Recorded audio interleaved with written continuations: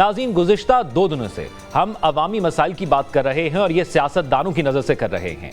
आज खुसूसी तौर पर हम अवामी मसाइल की बात अवाम की नज़र से अगर करें तो इस वक्त मुल्क के अंदर मौजूदा मसाइल के अंदर जो सबसे अहम मसला नज़र आता है वो IPPs का है।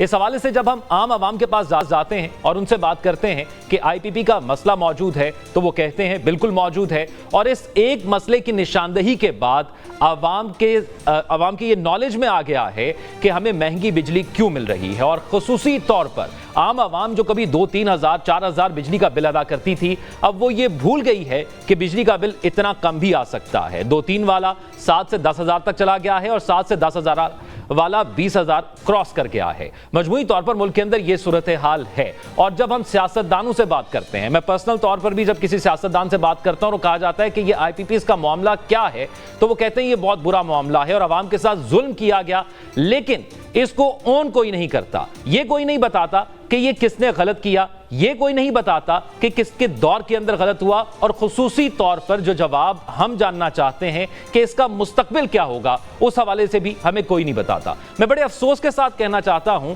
कि जब आवाम से बात की जाती है तो आवाम पॉलिटिकल पार्टीज पर अपनी होप लूज करती जा रही है।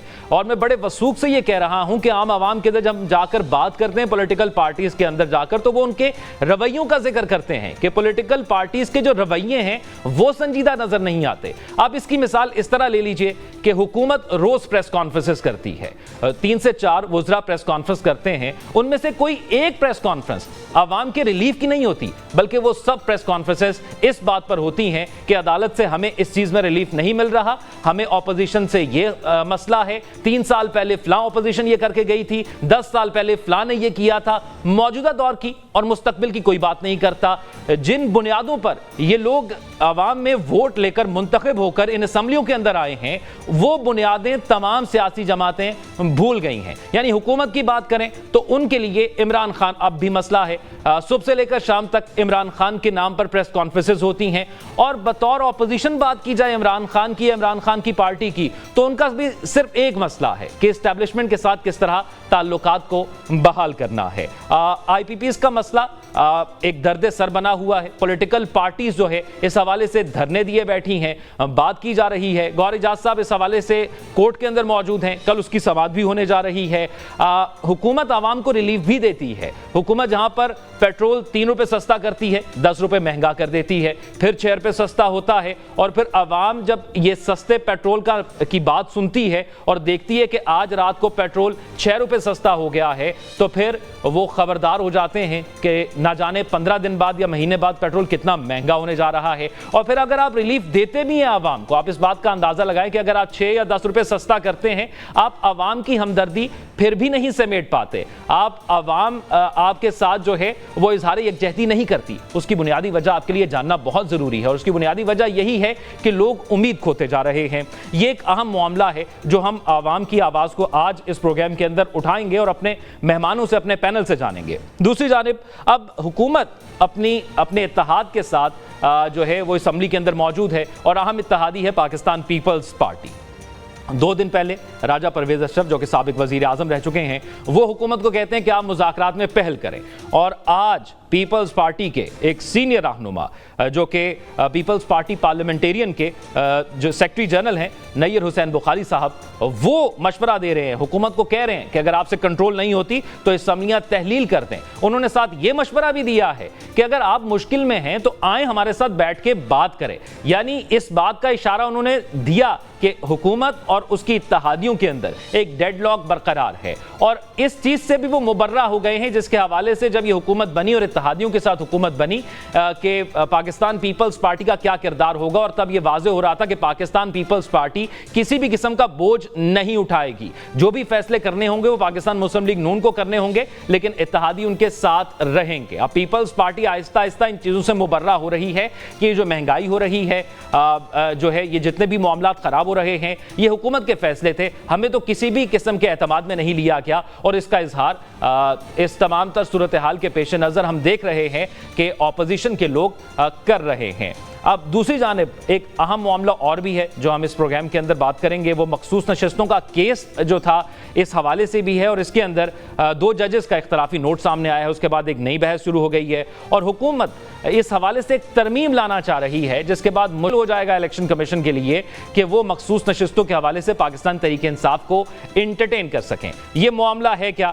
آج ہم اس پر بھی بات کریں گے۔ اپنے پینل کو انٹروڈیوس کروا دیتے ہیں اور اس کے بعد پھر بات کرتے ہیں کہ حکومت کیا کرنا چاہ رہی ہے، عوامی مطالبات کیا ہیں اور اپوزیشن کہاں سٹینڈ کرتی ہے۔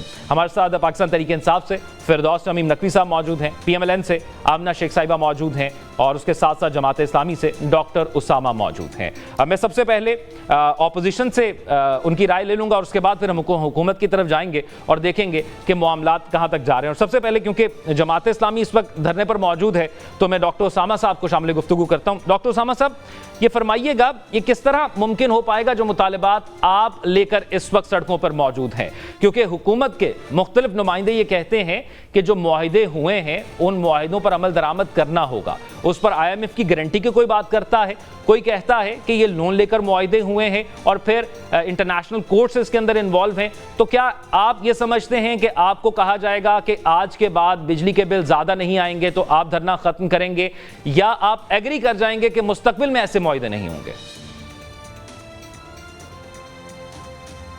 بہت شکریہ آپ کا۔ بسم اللہ الرحمن الرحیم۔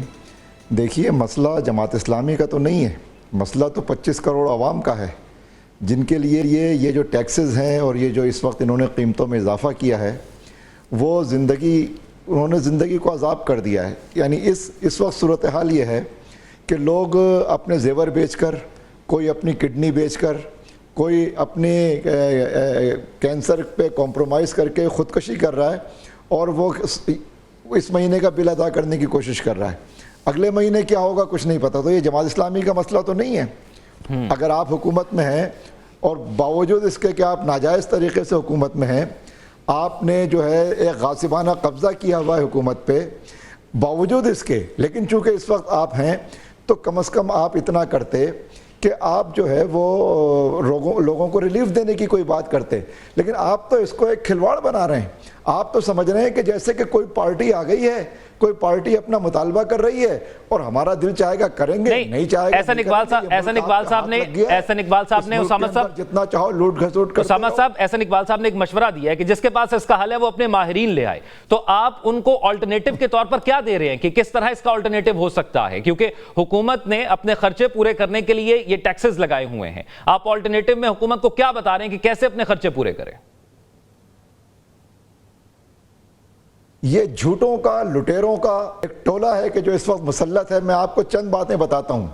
پہلی بات یہ کہتے ہیں کہ جی آئی ایم ایف کی وجہ سے ہم ایسا نہیں کر رہے۔ آئی ایم ایف نے تو یہ کہا ہے کہ آپ اپنے عمرہ کے اوپر، مراعات یافتہ طبقے کے اوپر، جاگیرداروں کے اوپر ٹیکس لگائیے۔ انہوں نے آئی ایم ایف کی ہدایات کے برعکس سارے ٹیکسز عوام کی طرف منتقل کر دیے۔ یہ کہتے ہیں کہ ہم جو ہے وہ بین الاقوامی معاہدوں میں جکڑے ہوئے ہیں۔ میں یہ پوچھتا ہوں کہ کیا ایران کی جو گیس کی پائپ لائن ہے، جو ایران سے پیٹرول کے معاہدے ہیں، کیا وہ بین الاقوامی معاہدے کے زمرے میں نہیں آتا؟